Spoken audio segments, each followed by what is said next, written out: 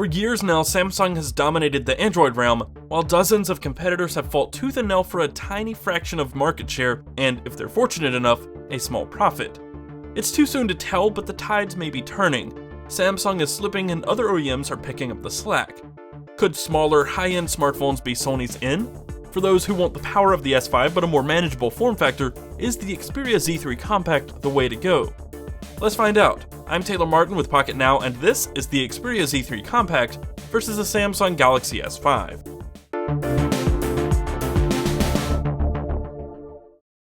Very quickly before we begin, I want to thank Clove for sending us an Xperia Z3 Compact to review. Go to clove.co.uk to grab the Z3 Compact for yourself, or to check out dozens of other mobile products to buy. The Xperia Z3 Compact and Galaxy S5, on paper, have a lot in common, so we'll start there, with specs. Both devices come with 16GB of fixed storage, support for up to 128GB of add-on storage, 2GB of RAM, and Snapdragon 801 SoCs with 2.5 GHz quad-core Crate 400 CPUs. Both have Wi-Fi 802.11ac, NFC, Bluetooth Low Energy, and the S5 has infrared. The Compact does not. The biggest differences are the batteries, cameras, and displays. The Z3 Compact has a 2600 mAh fixed battery, while the S5 has a 2800 mAh removable cell. The Compact's camera is 20.7 megapixels to the S5's 16 megapixels, and the displays are the overall biggest discrepancy. A 4.6-inch triluminous IPS LCD on the Z3 Compact with a resolution of 720p, and a 5.2-inch 1080p Super AMOLED on the Galaxy S5. Side by side, the differences are pretty dramatic. The S5's display, per usual, has much higher contrast and saturation. It also has a wider brightness range and better viewing angles, and it's far more dense, 432 ppi compared to 319 pixels per inch on the Compact. The Compact does have better outdoor visibility, and both come with the ability to adjust saturation, but with the Compact, you can also tweak the white balance. While the Z3 Compact's display is anything but bad, the Galaxy S5's Super AMOLED panel is definitely easier on the eyes, and that's the one we would choose. Some other bullet points worth noting: the Galaxy S5 has a heart rate monitor and a fingerprint scanner, two things you won't find on the Z3 Compact. And both are water and dust resistant, IP67 on the S5 and IP68 on the Compact.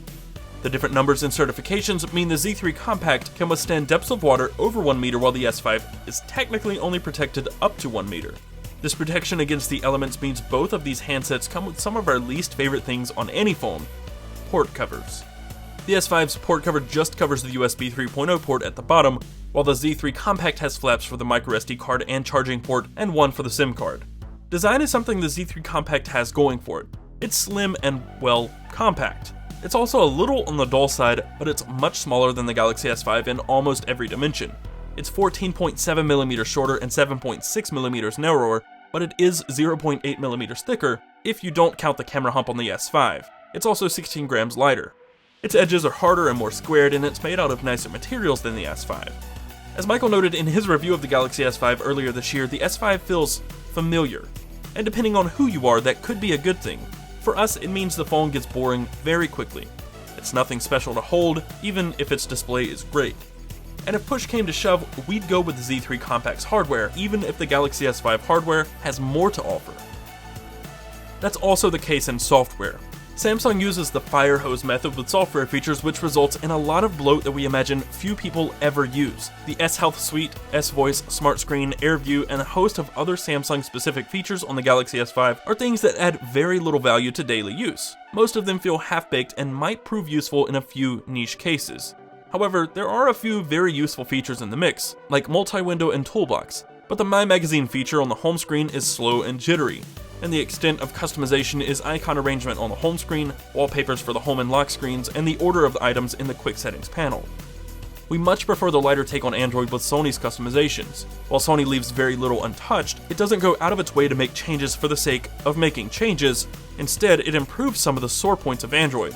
For instance, you can remove items you don't want in the status bar, and you can clear notifications from the status bar without clearing them from the notification shade, so the status bar doesn't get too crowded.